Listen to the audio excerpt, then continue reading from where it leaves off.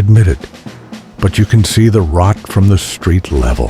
The ones who were supposed to protect this place stopped caring the moment they found comfort. They traded loyalty for convenience. They handed over integrity for applause.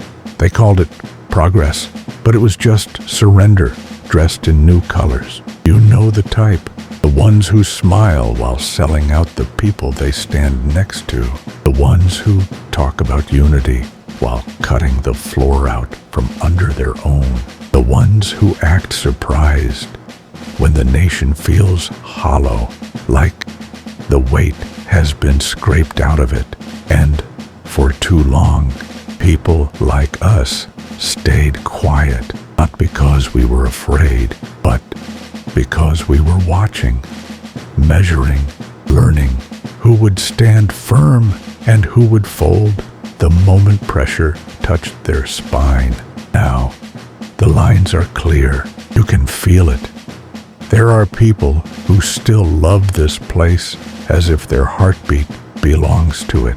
And there are the traitors, the ones who'd rather watch it crumble if it means they get a softer seat in the ruins. So this is the moment where silence becomes a lie, where standing back becomes the same as standing with them, where you realize that the only thing needed for a country to die is for its strongest to stop recognizing their strength.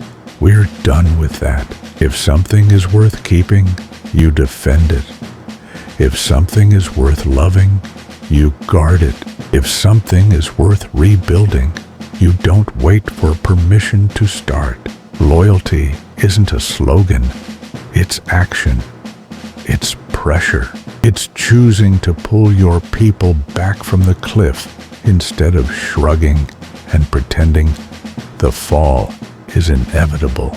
So here's the truth. No one wants to say out loud. The tide only looks bigger when you forget you can push back.